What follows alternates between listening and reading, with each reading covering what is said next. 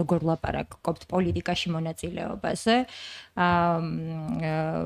გამოჩენაში ალბათ არ გულისხმობთ ეკრანზე სიტყვებით გამოჩენას, ხო? ხშირ შემთხვევაში ჩემი დაკვირვებით ეს გამოჩენა რაღაცნაირი საქმიანი გამოჩენა, ანუ მატერიალიზებული გამოჩენა, ანუ ან შრომით, ან შეიძლება ფინანსური დახმარებით, ან კიდე ბევრი სხვა რამით, ხო?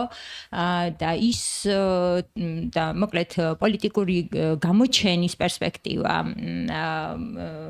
ვთქვათ ბარემ, არ ვიცი, აქვე ვთქვათ, რას ვარქმევთ პოლიტიკურ გამოჩენას, მონაწილეობას თუ ფლაგმანობას, რაღაც აზრის წინ წამოხებას, ხო, დროშით ხელში წინ მოსიარულე ქალი წარმოგვიდგენია რაღაც აზრის ლიდერად და პროცესის ლიდერად თუ წარმოგვიდგენია ამ პროცესის განსაზღვრელი ქალი თავისი შრომით, ხო? ორივე ერთად პრინციპში, ხო? ანუ არ არის საჭირო ამ ორის გაყოფა, ხო? ანუ ორივე ერთად ფართოდ უნდა შევხედოთ ალბათ მონაწილეობას და პრინციპში ეგ ვეცადეთ ახლა სწორედ, რომ პოლიტიკა ფართოდ დაგვენახა და გვეთქვა ის, რომ ქართველ ქალს, როდესაც მას არ ეღობება, მოკლედ წინ არ უდგას დაცვა, რომელიც არ აძლევს პოლიტიკაში მონაწილეობის უფლებას, ხო? თუ ეს ასე არ არის, ქართველი ქალი მონაწილეობს პოლიტიკურ ცხოვრებაში, ხო?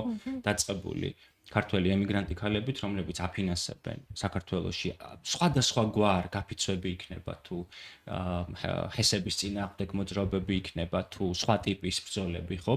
წმინდად პოლიტიკური შინაარსის ბრძოლები, ქართველი ქალები მონაწილეობენ ამ პროცესებში, ხო? ანუ ჩვენ ვერ ვიტყვით, რომ ქართველი ქალი პოლიტიკისგან გაუცხოვებულია, ხო?